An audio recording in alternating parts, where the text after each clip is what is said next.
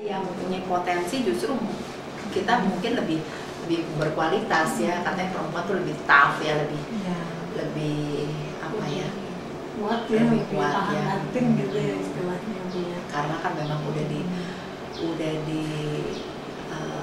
takdirkan oleh Allah sama Allah ya, bahwa kita harus bisa melahirkan gitu kan.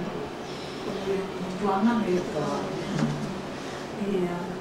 Mungkin kalau dari kalian selain itu ya Bu ya, kegiatan kan dari perempuan ya Bu, dari sisi perempuan. Kemudian kalau mengenai anak Indonesia sendiri, kalau menurut Ibu saat ini kita sudah punya perangkat-perangkat seperti LBH anak atau perlindungan anak, hukumnya juga sudah ada ya Bu ya.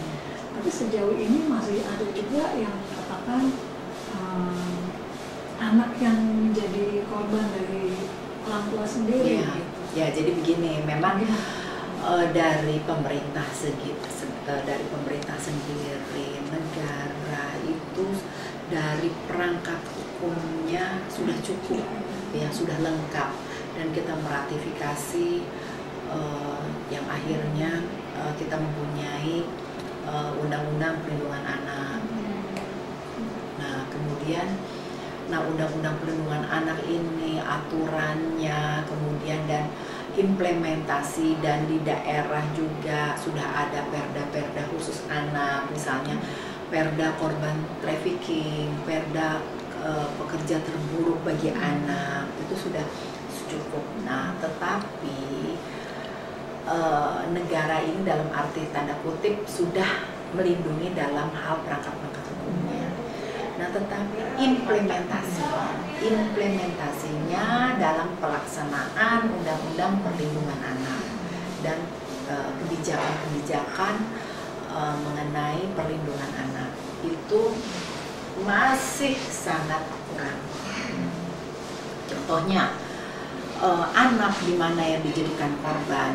Nah ini pelakunya itu masih pelaksanaan hukumnya ini masih menggunakan kadang-kadang KUHP, bukan yang benar-benar real Undang-Undang Perlindungan Anak yang hukuman jeratan hukumnya itu lebih banyak, lebih besar gitu. Nah kita lihat saja banyak ya, bukan banyak ya, jadi anak-anak yang korban trafficking, korban pelaku kejahatan seksual yang yang pedofilia, yang penyimpangan seksual lainnya, itu dihukumnya itu tidak semaksimal mungkin, di mana yang pelakunya itu sebenarnya harus jerak. Nah ini implementasi hukum, kemudian aparat penegak hukum itu belum bisa melaksanakan semaksimal mungkin untuk menjerat pelaku. Nah, kadang-kadang di Indonesia ini yang saya lihat juga ini prosedur hukumnya ini kadang-kadang tidak dilaksanakan dan ditunda-tunda. Nah, yang lebih bukan tren, yang lebih diperhatikan oleh aparat penegak hukum itu misalnya masalah korupsi, masalah-masalah yang lain. Nah, tetapi untuk kejahatan yang hubungan dengan anak itu kayaknya bisa ditunda-tunda dan bisa dikompromikan gitu. Pernah ada kejahatan penyimpangan seksual terhadap anak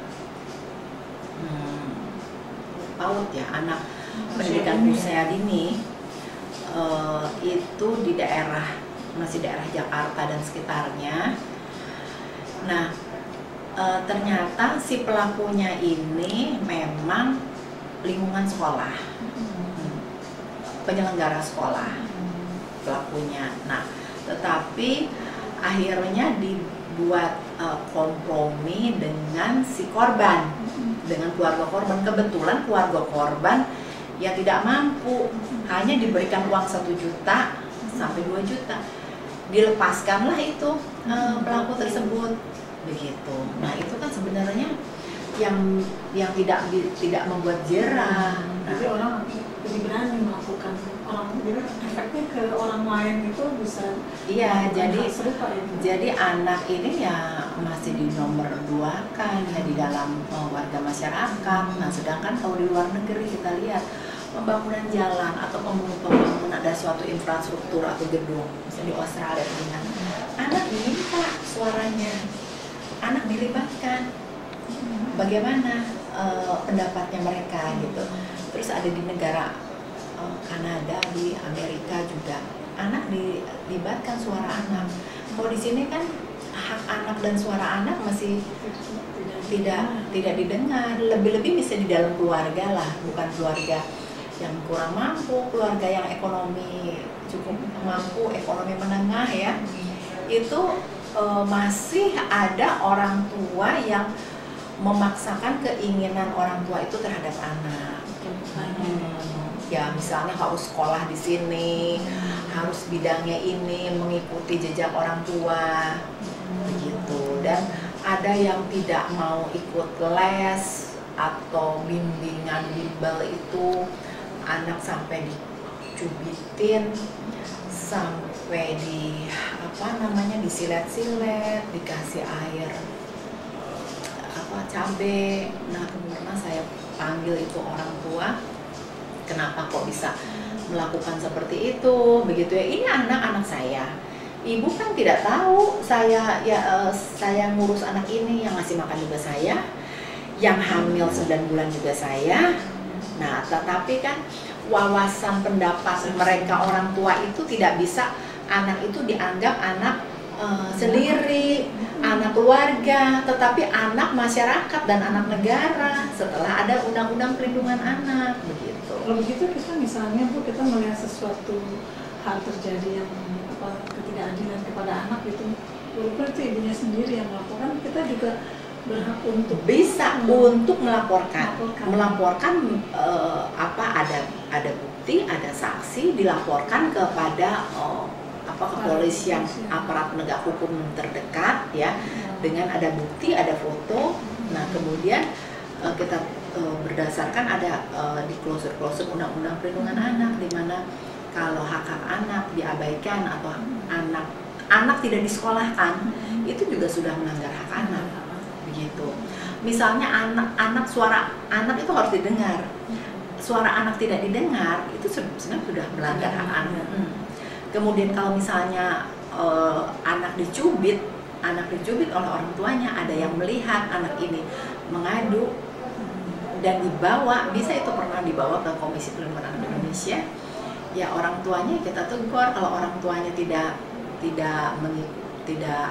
mengikuti teguran kita, kemudian dia dan masih melakukan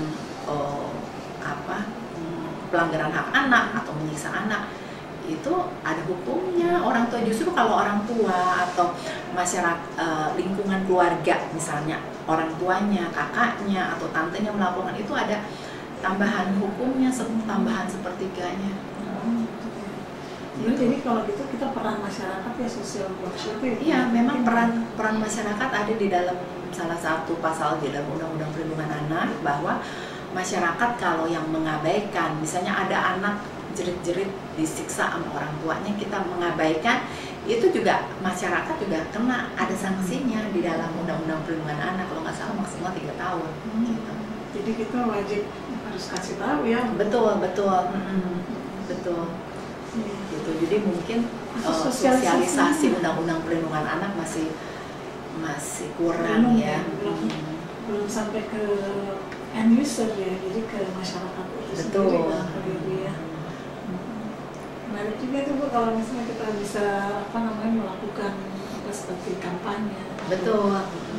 Nah saya ya masih melakukan kegiatan sosialisasi Undang-Undang Perlindungan Anak di sekolah-sekolah sampai sekarang. Kemarin di Al-Azhar Kembangan, kemudian pernah di Al-Azhar BSD, kemudian di sekolah-sekolah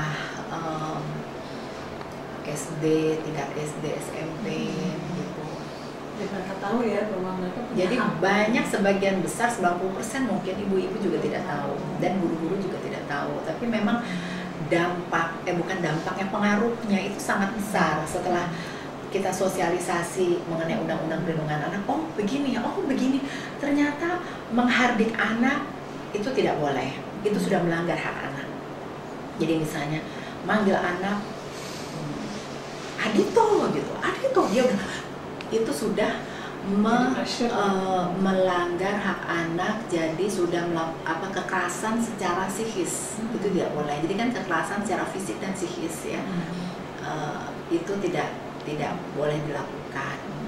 Jadi tentunya pada hal-hal tertentu bagaimana memang ada, semuanya ada ukurannya ya Bu ya. Jadi kalaupun misalnya anak itu bisa katakan tidak mengikuti perintah orang tua atau nasihat orang tua, tidak bisa disampaikan dengan secara baik. Gitu. Betul, kita juga bisa menyampaikan secara dengan komunikatif yang baik ya, menyampaikan dengan bahasa yang halus kepada anak, tidak dengan dibentak dengan apa. Nah, pernah saya berdebat dengan tokoh alim ulama di NTB karena katanya kalau toga itu, tokoh agama, memberikan pendidikan terhadap anak itu harus, misalnya anak harus sholat itu harus dipukul. Saya bilang enggak harus begitu, dengan cara persuasif, ayo sholat beberapa kali juga, nanti lama-lama kan dia jenuh, akhirnya ngikutin keinginan kita kan. Mungkin startnya mungkin dari kecil kali juga. Betul. Pendidikan itu ya, tanpa disuruh nanti anak juga akan ikut menggunakan gitu ya Bu ya. Betul. Kalau kekurangan standar hukum di Indonesia. Ya, ini ada kekurangan sadar hukum di masyarakat ini. Kalau Ibu melihatnya bagaimana? Kurang, jadi apa ya? Kan ada melek hukum, kemudian ada kesadaran masyarakat akan tentang hukum ini. Menurut Ibu salahnya di mana atau apa yang harus dilakukan? Ya itu memang dari sejak sedini mungkin ya, anak dari sejak masih dini, dari sejak anak ini harus sudah melek hukum, harus sudah sadar hukum bahwa ini salah, ini benar, begitu. Kalau di sini kan hukum itu masih bisa dibeli, masih bisa kompromi. Nah, tentunya tergantung dari kita harus sebuat sedini mungkin dari keluarga masing-masing begitu. Jadi di dalam rumah tangga juga harus ada aturan-aturan, harus ada rule-rule-nya. Maaf ini keganggu nggak nih? Keganggu nggak?